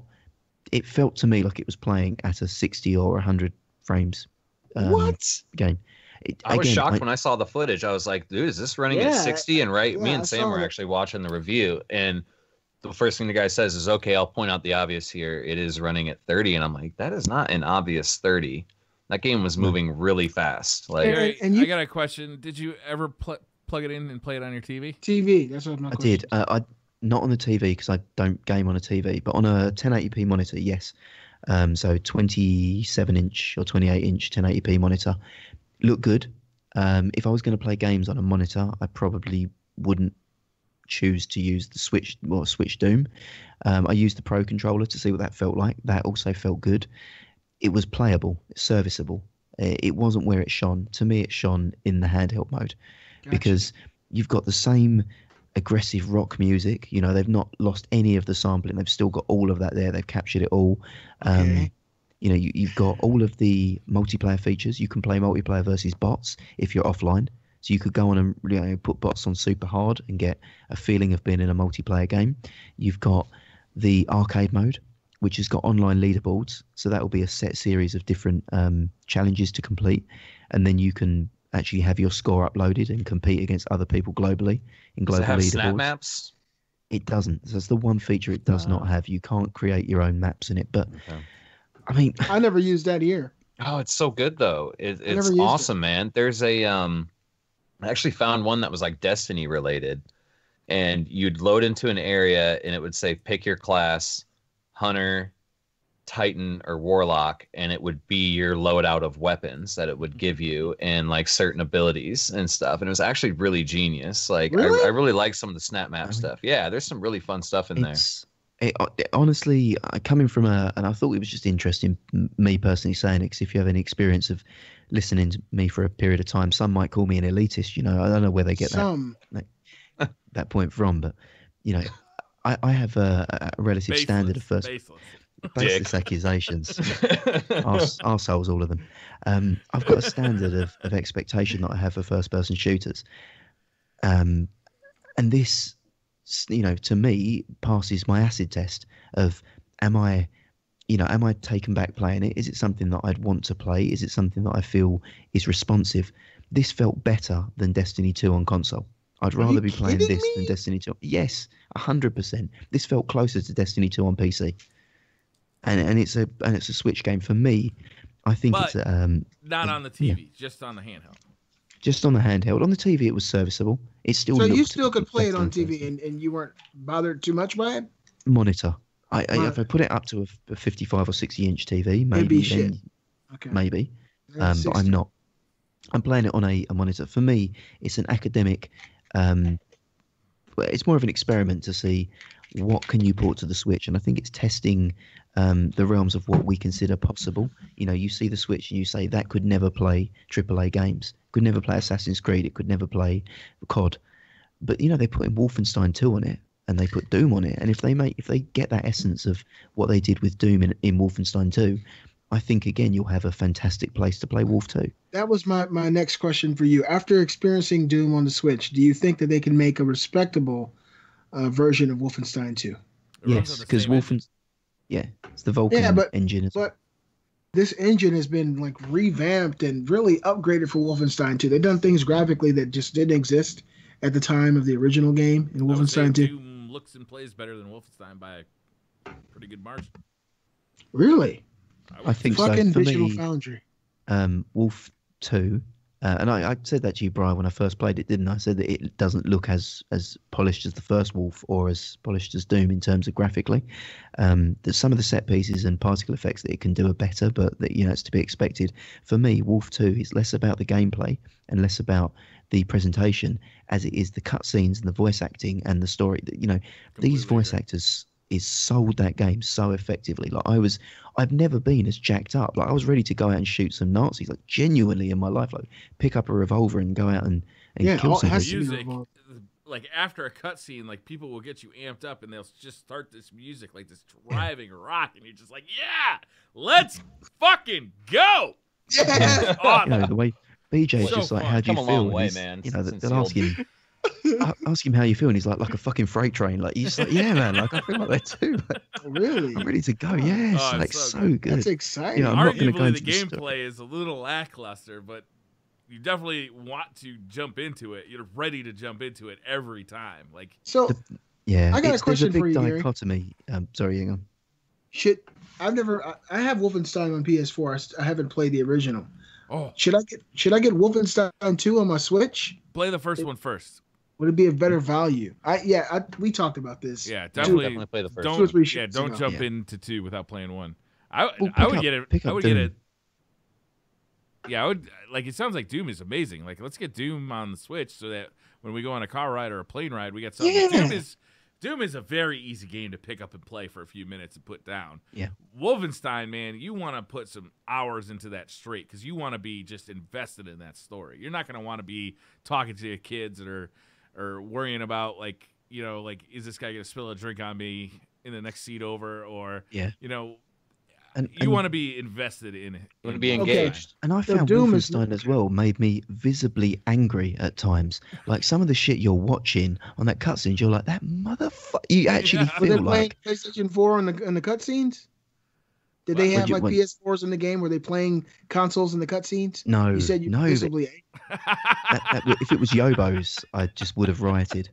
But no, Triggered. I've Is that a never. fucking Yobo?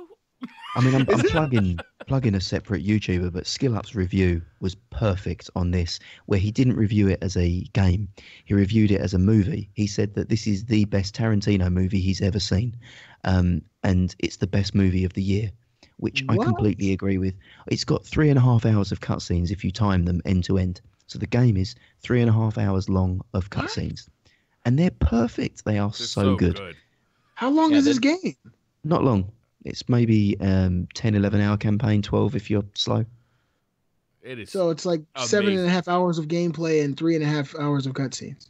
Which is perfect. That's exactly the right balance. And then there's post game on it as well. It's. I'd advise everyone. There's no loot crates in it. There's no microtransactions. There's a reasonably priced DLC, which is going to add about another 12 hours of campaign gameplay across 3 characters. It's If I can implore any listeners here to support Wolfenstein 2, you're supporting one of the last bastions of traditional AAA gameplay that isn't loot crate infested bollocks. If you like the first one, the second one is way better. Like it just amps it up to another level. Like the first one was great, but this one is. Well, that's what I was gonna say. The Really? first one was really good. Like it's always been a really good game. Like, well, since they've started putting story into them, it's always been a really good balance of high octane gun battle, explosions, death, and then story, and then right back to it. And it seems like with the new Wolfenstein that they have found the secret herbs and spices that Secret make that sauce. game so explosive and just dumped more in. They found like what really worked with the previous one and they've ramped that up. And the story is extremely engaging. And that's really cool that, who was that again who reviewed it like a movie, Gary? SkillUp. He's SkillUp. A partially Brilliant Destiny idea. YouTuber, but great guy. He does very in-depth, lengthy reviews. He's not a daily uploader, but definitely one to check out if you like the 30-minute plus reviews on games that are really considered. That's awesome, man. That's good stuff. Yeah, You, it's a great game. I just wanted to evangelize about it because I know we didn't have Wolf 2 in the topics, which made me sad. But I got sad because I was the only one blowing Doom. well, I'd blow Doom as well. I wanted to say actually #Beastly was right for the first time here, first time in his life, questionably. But we've got Beastly was right. He told me beforehand. I said it's going to be 30 frames. It will be ass. I choose not to play Doom at 30 frames. It will diminish the I was surprised experience. you bought it. Yeah, I was too. I bought a lot of games on the Switch. I think I'm up to like 21 games on the Switch. I support the console because Shit. I like what they're doing with it. I like the fact that Nintendo are being innovators and they're not just, chasing that hardware pony. I wanted to see how Doom. Worst case scenario, I trade it in and I lose $15-$20 in the trade-in in the wash to effectively rent the game. But no, I'm keeping this. This is a great game. Yeah, Wow. I'll buy this. The next trip I have, I'm bringing this with me because I told I Kate. can't think of a better game to play on the go than Doom. Yeah, on the It go, seems man. Great. Doom last year was like in contention for Game of the Year, Briar. It was First person amazing. shoot- It's an It was amazing game. just sick to have that on the go. Come on. I told Kate. I got home. I said, Gary bought Doom on Switch. He said, why? So that's how Kate knows that Gary don't fuck around with like those type of 30 frames per second you're- games. She's like, why? She even If you're turned her nose buying up it, at the thought of it. Oh, yeah, Just she turned it on. word of warning, unless you are digital for a specific reason, I'd recommend going physical cartridge on that and LA Noire and a couple of others. I think I had to install 7.5 gigabytes of additional data. That's on top of the cartridge. If you go fully digital, I believe it's about 45 gig, which is a lot on Switch when you're looking at 200 gig cards. I've started memory cards. buying only physical copies. Physical. Of games It's all on I do on the Switch. Yeah. I'd like to just get the digital because it's so much more convenient, but I don't want to be buying memory cards left and right. Yeah, same for me. It's convenient to have that. I've got like a case that's got multiple places to put the cartridges, so I leave the cases at home, and it's like having digital because I've got like a ton of cartridges with me, and they're not cumbersome to carry. So is it's that like as good the little like Fear and Loathing in Las Vegas kit that you had full of Joy-Cons? You know, like it was like the yeah. Again, that's something else that I should probably raise on the thing. I've got a problem not only in buying Switch games, but I also have a problem in buying Switch Joy-Cons. Joy-Cons. This feels like every fucking color. Fucking Gary could fall into this dark hole. It was seriously. You got a great fucking point. It was seriously like that scene from fucking Fear and Loathing where they're in that anti-drug convention and it shows an X-ray image of his briefcase full of drugs. Like that's Gary's, but it was full of every color. Do you have every color? At the moment, the only ones I'm missing are the 2 Mario Red, and that's because they only come as part of a bundle with the Switch. I could import them from Japan where they're selling them separately, but the import charges would be a bitch. It'd be about $135 just to get the 2 Joy-Cons. So I'm holding fire. Gary will have those by the end. I do too, bro. 100%. Probably. He'll find a way. He'll find a way. It's Life like a finds little, a way. It's like a little case of coloured dildos, though. Jurassic Park on your ass. They've nailed me with it. I wouldn't buy different coloured PS4 controllers or Xbox controllers. There's no desire there. But because you put them onto your Switch and it becomes a unique console, and it's almost like a special edition console, they've got me with all of them because I bought like the pink and green. And then I was like, but if I get blue and red and 2 yellows, then I can start mixing and matching, and I can have like pink and yellow. I don't have to stay with pink and green, or I can have like grey and pink, or the possibilities are endless. What if you got 2 grey ones and you just don't give a shit? Yeah, that's how the fuck I feel. I don't give a shit. Then you have a sad, boring life, man. Get some color in it. Get some color into this. I don't know if you noticed, Gary. You make a strong point, Gary. I'm a colored person. There's nothing but excitement here, okay? I find that offensive. Nothing but candy strippers over there. I was gonna make that joke, but I didn't. I figured BC was gonna do it. Peanut brittle and strippers, Gary, at a young age. Life has been very exciting. Okay, God damn it. I'm gonna BRB, but you guys continue while I'm gone. Don't worry, I won't miss anything. What's the next topic, Beasley? Well, you guys have been talking about Doom on the Switch. I figured we'd talk about some video game movies. You guys remember Doom? Yeah. The old video game movies. So classic, video game movies have been notoriously bad throughout the year. I think we can hold out. Just hear me out. Have been notoriously bad throughout the years. Like whether it's bad writing or some sort of a disconnect between the director and the game itself. Why do you think that is? And Briar, you've already looked like you've got a million things to say. So fucking toxic, Wilson. You're so toxic. They're so horrible. Mortal Kombat is a classic. Okay, now hear me out. Street Fighter is amazing. Tomb Raider, both 1 and 2, beautiful movies. Beautiful movies. Hey, look, Raul Julia was the best Bison. He was the best part of that movie. That's it. That was. Have you only watched good Super thing Mario about Brothers? Street Fighter, Have you seen that movie? I will agree with you. That Mortal Kombat was the best video game movie of all time. I went to that. If we're talking, we need a criteria here. And when I say the best video game movie, I don't mean that it had the greatest actors.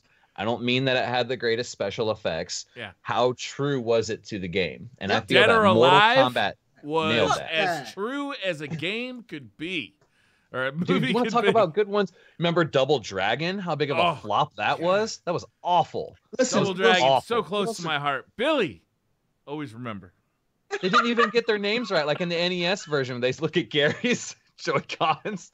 For all awesome, man. For all of our audio listeners here, Gary has brought the case of paraphernalia that is Joy-Cons like of different colors. 12 of them, right? Let me get 2. It's just like a box of coloured dildos. I take great pleasure in stroking them. Sorry, I'm back for the movie talk, but I just wanted to share that. So Conman in the chat brings up a perfect point because he's my Street Fighter homie and he knows what's up. If you know anything about the Street Fighter lore, the movie is an absolute disgrace. Took the Street Fighter story, a story that was written for a video game, not a movie, and they evolved it and they improved it and they built on a solid foundation. Holy fucking and Minogue the masterpiece, okay? Starring Raul Julia and Jean-Claude goddamn Van Damme. I'm gonna whoop that son of a bitch Bison's ass so hard that the next Bison wannabe. I don't know if Van Damme can remember it. I think it was mid-cocaine binge. I think it was just like a 3-month blur for him. Which, oddly enough, the Super Mario Brother movie, everybody was fucking drunk when they were making it, and that's one of the reasons that movie is so goddamn amazing. Does anybody remember what the Goombas looked like in Mario the movie? How they were the big-ass dudes with a little tiny head on top. Yeah, those were fucking Goombas. Creatures. Yoshi was an extra from Jurassic Park. Okay, I know every single part of the fucking Street Fighter movie. I was a kid. I was a Street Fighter fan. I hated the movie, but I know every single cinematic, every line of dialogue from that shitty movie. Same thing with Mortal Kombat. Yes. Mortal Kombat was good though. It stayed true to the game. And then it just kept getting better. Mortal Kombat 2, Mortal Kombat 3. No. Mortal Kombat Annihilation came afterwards, and when they tried to pull in part 2 and part 3 and everything, and they just completely destroyed what was good. And they fucking killed Johnny Cage, but they got a better Sonya in Mortal Kombat. The French dude that played Raiden, the guy from Highlander. What was his name? There can only be one. Christopher Lambert. Lambert. Christopher Walken. He was good. He was a good Raiden. Game film of all time. Fatality. This has to be Beastly decides. Revolver decides. The worst video game film of all time is House of the Dead. Oh, how can you say that? I had that. I literally had that as a PSP video. It was on one of those little discs. Yeah? Oh my God, what a wonderful movie. Honestly, I forgot my headphones when I went for the plane ride to watch it. So I didn't get any of the audio stuff, but there was definitely a lot of tits in it. Is this a way of like smuggling porn into your household undetected? Oh no, UMD pornography smuggled part into of the Briar criteria, household. though. How much fucking? Early 2000s, video game companies started to let a complete imbecile named Uwe Boll get the right to their video game franchises. And Blood Rain was one. Blood Rain. House another Dead was another. Absolutely. I can tell you the worst. I have facts right here in front of me. Facts. Wikipedia never lies. All right. Let's trust in the Wikipedia, like just the blind faith that it is here. All right. Starting to understand some of your conspiracy theories now. The worst video game movie was Double Dragon. You want to know how much money that movie made? $7. Guess. A little higher. $7. $200,000. One ticket. You're just a smidgen off. It was the producer's mom who went to see it. She didn't stay to the end. $2,341,000 that movie made. $2 million. You want to know how much? What the next lowest one was? Let me see here. There was one in the Blood Rain. $3,650,000. Uwe Boll made that shit. What a piece. You want to know the highest grossing video game movie of all time? Resident Evil. Warcraft. 433 million. I didn't see Warcraft, but I heard it's amazing. I heard it's so bad. It takes everything that's good about Warcraft, the game, throws it out the window like it should be, and then starts from scratch, and we just can enjoy a nice movie. Gary's gonna send you a Hitman package. Look, speaking of Hitman, that was a movie that didn't do well. But one video game movie that I have to say for me is up there with Mortal Kombat. I actually might like it a little bit more. Honestly, I do. Is the original Silent Hill film. That was done very, very well. They paid a lot of respect to the original game. They did change the gender because it was Silent Hill 2 that they turned into a film. But Pyramid Head was true to the video game lore. And of course, the little girl was true to the video game lore. It was just a great film. Loved it overall. And of course, it got worse as they made more Silent Hill movies. So for me, Silent Hill and Mortal Kombat, probably the best video game films. And now they're working on Tomb Raider. They're saying it's supposed to be pretty good. That's gonna be more like the reboot of Tomb The Raider. reboot. It's the reboot. Which I really enjoy those games. Actually, I'm actually planning on buying Rise of the Tomb Raider. It's the second one. Is that right? Rise of the Tomb Raider is the second one. Yeah. I have that currently on Xbox. But I'm planning on buying it again on PC because I want to play through it again because I liked it so much. It looks nice on PC. It does look nice. I just wish that they had the girl who played Laura in the game play Laura in the film because she's real, and it would have been really awesome to for her to get her acting chops up and actually play that character. They probably don't want to because then they'll have to pay her more to do the next game. But she was perfect. She was so perfect. And unbelievable. They're working on the Uncharted film as well, so that's something else that's down the pipeline. Aren't the Uncharted games already kind of like movies? Yeah, they're better than redundant. And I just heard on the news the day before yesterday on my way to work. It was on the morning show that Konami's Metal Gear film is coming sometime soon, and they're saying that fuck Konami, man. They're fighting all the tropes that have made video game films bad in the past. They're trying to make it a good film. Well, you know who's directing that, right? The guy who did the Destiny 2 live action trailer. Yeah. The guy who did that. The and I felt like one? No, the For the Puppies. That was a good one. Like, I mean, all the action after that was really good. But like, so I had thrown this topic up and I was kind of looking down at some of our old topics beforehand. And I saw that Beasley had something that we could kind of piggyback off this. And I believe this was you, Beasley. It said, if done right, which video game movie would you like to see become a motion picture film or franchise? Yeah. What would you guys? The choice is obvious for me. Destiny, 100%. If done correctly and done right, and it doesn't even have to be a movie. I feel like Halo kind of nailed it with Halo Legends, and I really wish they would have done more of those because those kind of backstories with Spartans that you had never heard of before, or in this case, Guardians that you had never heard of before, or familiar ones like Toland and Osiris or Saint 14. I like when they stay away from like the main characters more. Side story. That story is already being told, and in a way that to me is superior than what film can achieve. Yep. Because I am now taking part in this story, and to take that same story and retell it in a movie, it's always going to be inferior because I'm no longer an active participant. To me, it's ludicrous that the BioShock film never got made. Like that was in production, wasn't it? Yeah.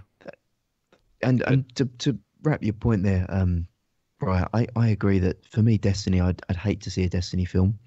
For me, that's not something I'd like to see. I'd love to see a Destiny Netflix series that focuses on non-Guardians, like that'd be cool. Like Cawthorn and Devrim Kay and those sorts of peripheral characters that not even those, but people that are part of the Farm's Resistance. I would love a Devrim Kay thing.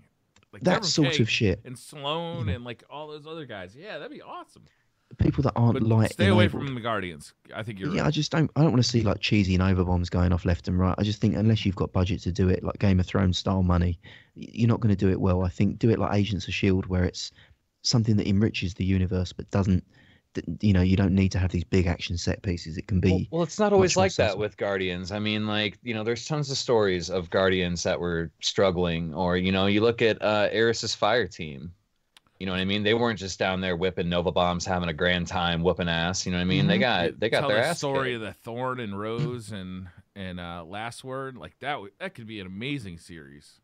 Anything. I mean, you could tell the story, like I think they did it for what was it? Crimson Days. They kind of made a cheesy little. I shouldn't say cheesy because it's not. It's actually pretty cool. They made a story about two Guardians that happen to meet in a place because Guardians are notorious treasure seekers. You know what I mean? And the Warlock wanted the knowledge of the treasure. The Hunter just wanted the glory of being there first. And while they were arguing, a shitload of Cabal came up on them, and they ended up fighting for like 2 days and 3 nights or something like that. And by the end of it, like they became best friends, and that's how the Crimson Days, the Crimson Doubles started or whatever. They could do little stories like that, or like Briar said, they could touch on exotic weapons. Like they could touch on, we haven't heard shit about Toland, what the hell he's been up to. He could be like the what was the bad dude's name at the end of Gadget? I'll get you, Gadget. He could always be that guy, you know. He could be like the villain at the end or something. With the you know, hand on like, his lap. Well, I'd love to see 10 episodes or 8 episodes, whatever it is, that aren't linked together, or maybe have a very loose spiderweb narrative theme. Like that It's just animated a different... Halo thing they did? be cool animated. Yeah, like the Animatrix, you know, the thing that was there. Just like a series of different stories. So I tune in for an hour, and I get characters, and I get a predicament, and I get a resolution. And then I get something else, and some of it could be in the last city, some of it in the farm, other areas, you know, like you say, little kind of vignette stories. Yeah. I think that'd be perfect. I wouldn't want a Destiny main would really suit well. character. I wouldn't want the same person every time. I would want completely different story. I want to know about like Oryx growing up, not necessarily our fight with him.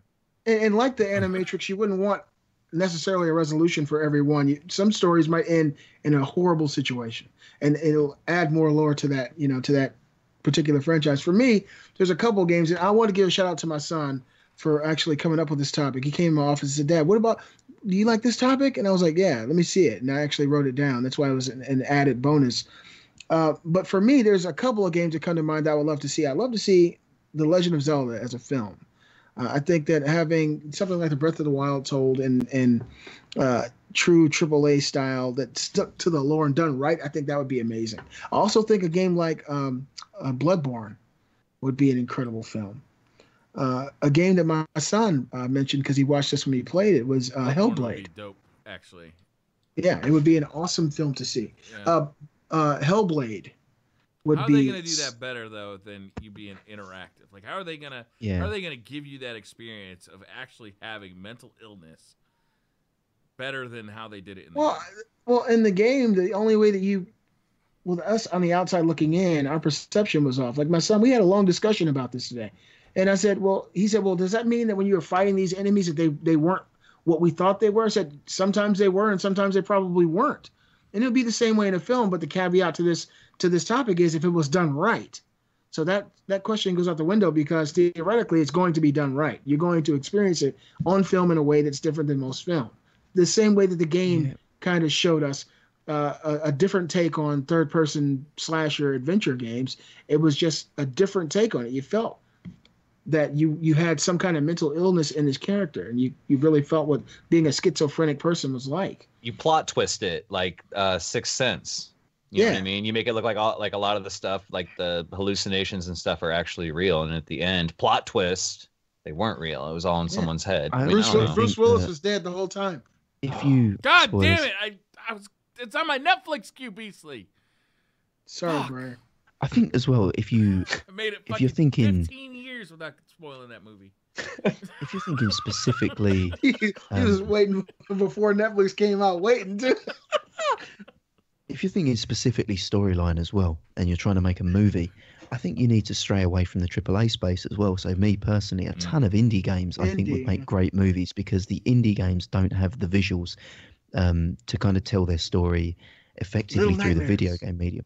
But something like Little Nightmares, but Oxenfree, which I spoke about a few weeks ago, about how fantastic it is. I come back to Oxenfree again after watching Stranger Things with the whole communication through the radios and radio waves. Oxenfree is that. It's a fantastic story about, the supernatural and communicating through radios, and I think it would work equally as well as something like Stranger Things did, if told through medium. So anyone that's played Oxenfree will probably pick that up as well. I mean, do you guys have any indie games that you'd like to see? I mean, you mentioned Little Nightmares, Beastly. Anything that you think there? That would be great, man. Imagine if it's done in maybe the Nightmare Before Christmas style, Yeah. With that type of, stop motion style animation. Yes. If they did that for maybe the Little Nightmare story and you watch this, little girl go through that, horrible situation, very similar to Spirited Away, to me, that'd be a great film. But something that I think would need, it's not an indie, but a AAA, but it couldn't be done on an indie budget, would be like Horizon Zero Dawn. Who wouldn't want to see that on film? I think that would be incredible to watch. Here's my problem. I've already seen it on film, man. My problem is that every time somebody mentions a game, and like as soon as you started talking indie, I instantly started thinking about, was it called This War of Mine, that World War I game? Yeah. I was like, oh, that game would make a great movie. And I'm like, wait a minute, like I already experienced that story, and I was part of that story. Like, how are they going to, improve on that? How are they going to improve on the story of Horizon Zero Dawn, like I went through that with that character. I was a part of that. I fought beside her. I was there. I was a participant.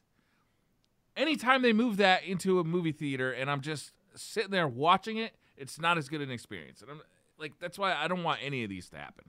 So you don't think that video games to film is a good idea in general? No, I think it's a terrible idea in general. Because you're taking something that was meant to be an interactive experience and making it a passive one, and it just feels like it's missing something every time. I think there's very few examples of them doing it right. All right. What about if I add a little bit of spice to mix it? To make it nice. What about Galgun, double happiness, right? What about if you're snapping panties? How could they translate that to a film? I'd watch a film about it, to be fair. They already have. I'll send you a link. There's a lot of them, actually. Yeah. Spoiler alert, they all end the same way. I'm not... Well, Briar, one that actually... I never make it to the ending. I'm normally finished after about 1 minute and 47 seconds. Exactly. You really didn't miss much. You got the gist of it. Like, it's done. 1 minute and Just 47 seconds. Something to clean up and a deep feeling of shame and self-pity.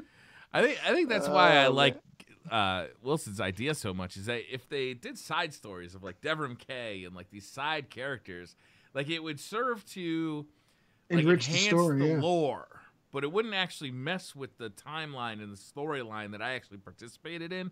I find that much more attractive. There's certain games that you could actually do it for main characters it would only be a net positive. Games like Overwatch. I think that's a crazy statement. That's the second dumbest thing I've heard you ever say.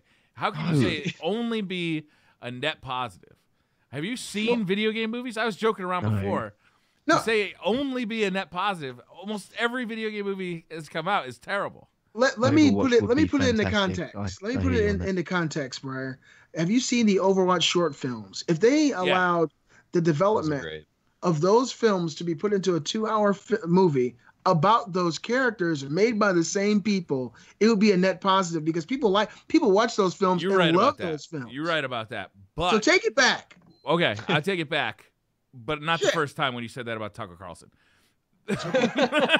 I take it back because you were right about Overwatch, but Overwatch is a specific example where the only story that you get is through those, right? It's like that's why I said there's certain types of games. You get a clip or two from gameplay, but very little. Most of what we know about those characters actually come from passive content. So that's a specific example that I think you're actually right about. But for the most part, I'm going to stand by my statement. It's like I don't want what I've experienced and participated in kind of sullied by some shitty movie. I think some things will work for a movie. Like Halo just kind of had like that charm. Like they actually did do some live action series that were actually really fucking cool. Like they were really awesome. The books, amazing. Like if you could tell a story with words, you could tell a story with pictures. In my opinion, it just needs to be done right. Like, and some of these movies are probably really ambitious. You know what I mean? As far as like funding, you know what I mean? When you got people going into space and there's 1,000 alien ships showing up and there's explosions and all this stuff, like it's money. Even if it's like CG, like even if it's computer done, you're still spending more money. It's probably less expensive to actually dump gas on it and set it on fire than it is to CG fire.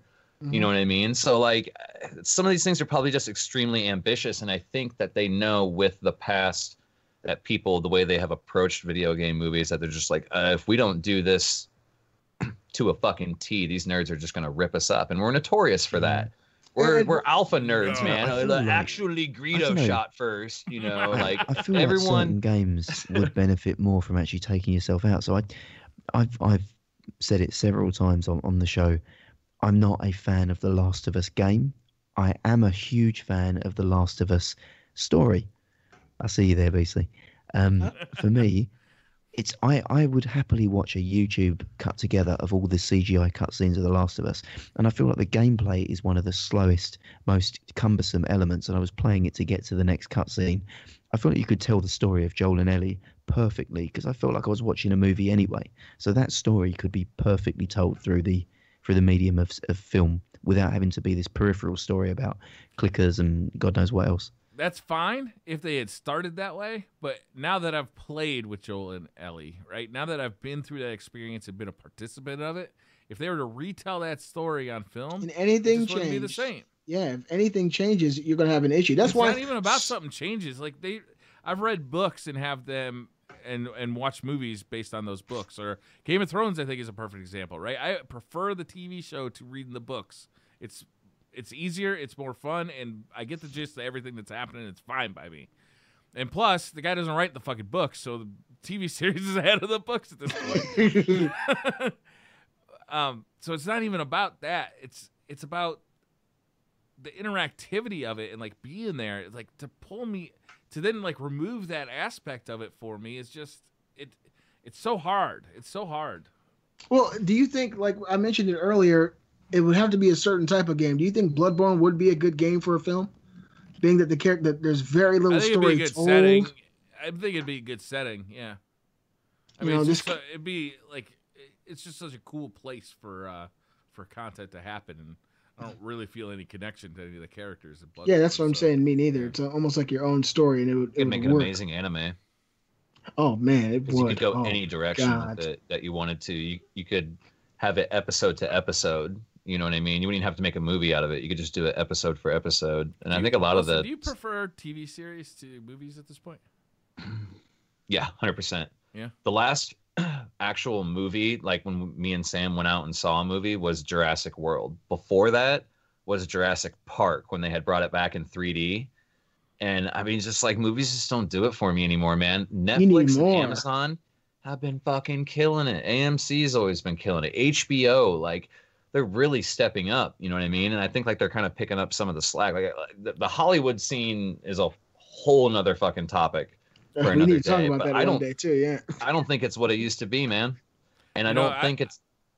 Go ahead. I've seen that in myself lately as well. So when I go on Netflix or something, I'll be looking for a TV show to watch as opposed to a movie. Because I find more enjoyment out of having like a consistent storyline with characters that I know and seeing them develop. And TV has just gotten so good over the last few years with like, you know, Game of Thrones and Breaking Bad, and The High Castle. So many amazing TV shows have come out in the last 10 years that the bar has really raised. And there's great films that come out. Like I love Guardians of the Galaxy. There's all sorts of great movies that come out, but I mean, you just get so invested in a TV show. Here's a great example, right?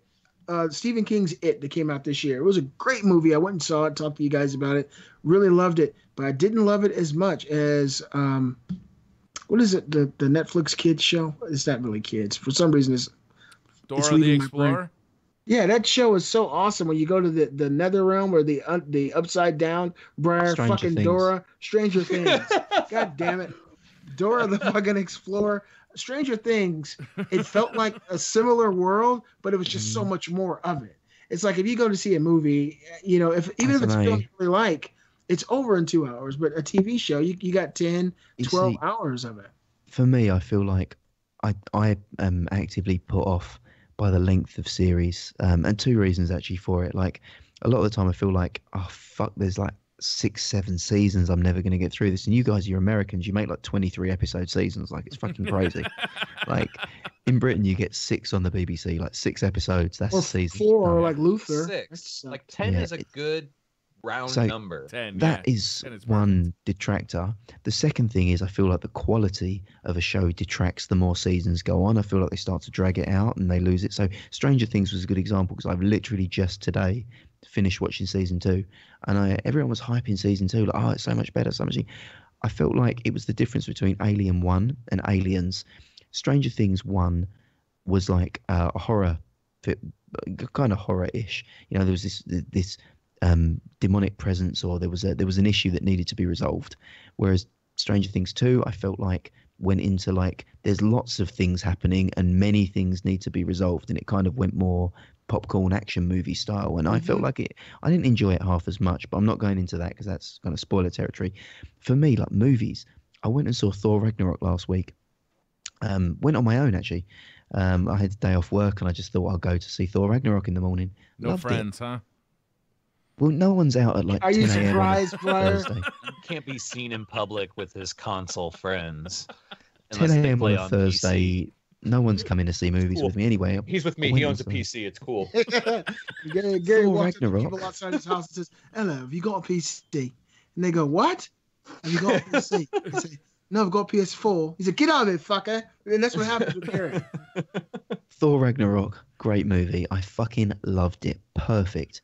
I'd much rather have sat down and given that almost 3 hours of my time, or 2.5 hours, whatever it is, than watch another 10 hours of Netflix. But personally, Yeah, I can't wait. It's to got see to be that good movie. stuff. Like my bar for what I'll watch for TV has gotten so high at this point that if it's not immediately fucking amazing, like Tin Star, I think I just watched, and it was like the first episode. It was Dora the Explorer.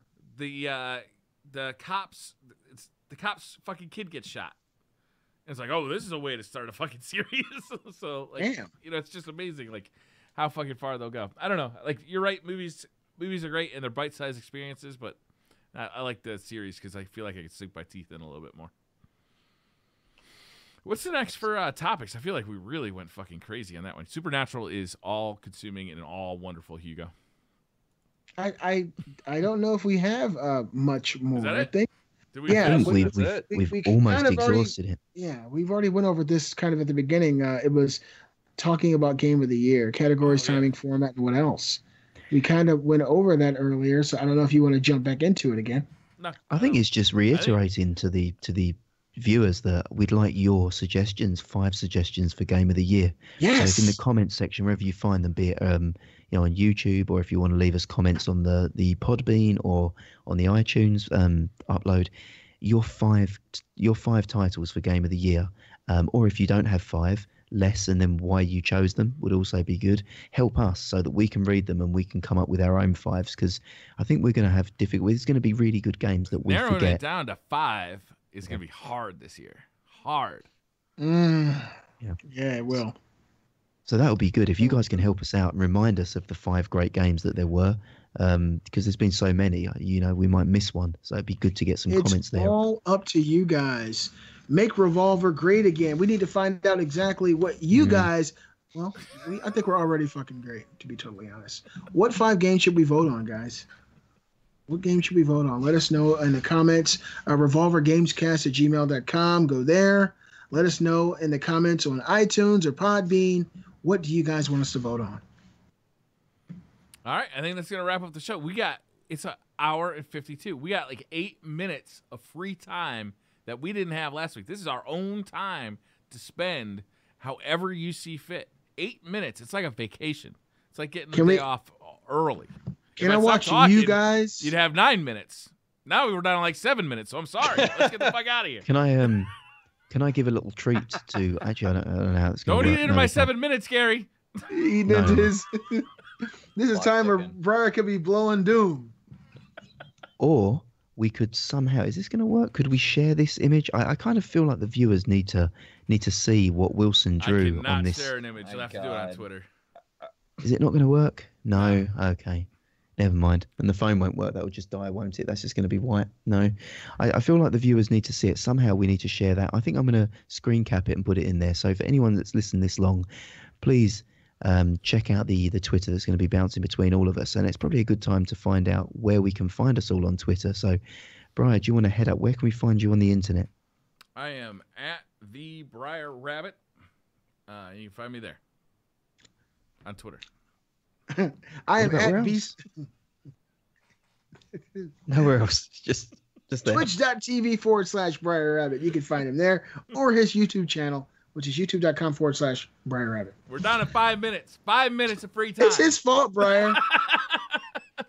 You can catch me on Twitter at Beastly__gamer or the Beastly Gamer YouTube channel.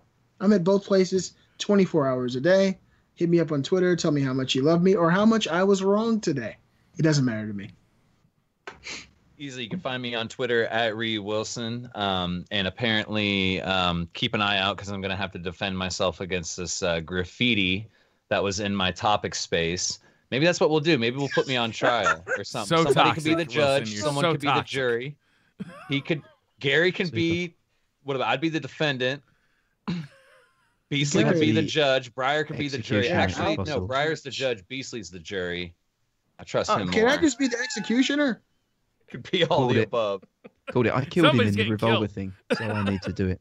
That dick was so detailed, Gary. I cannot believe you drew that. So I veiny. didn't draw anything, man. He copied and pasted that shit. Gary's never seen a dick that big. Certainly not here. It's sad. Holy shit. I'm crying inside because it's true. Well, where can they find you crying at, Gary? Yeah. They can find me crying at Gary Diaz 86_BT, which we've now universally decided is Beastly's Twink. Twink. Yes. Universal. No questions. That's so good. Sounds so much better than Big Thuggin', I tell you. I know. If you want to know what Twink stands for, I'm not even going to tell you. Please Google Twink on the internet. Don't do Yes, that. please do. Make sure you do it in the Google image search, though. Don't wait for the text shit. Not safe for work. Not safe for work. Disclaimer, not safe Depends for on work. where you work. It's true. Safe for my work. Oh my God. Wilson, where can we find you? I already said you can find me on Oh. Twitter at Ryu Wilson. Let's wrap this up. Let's wrap it up. We got free time. Thank you guys for hanging out. We'll see you guys next week. Peace. Thank you, guys. It's been fun.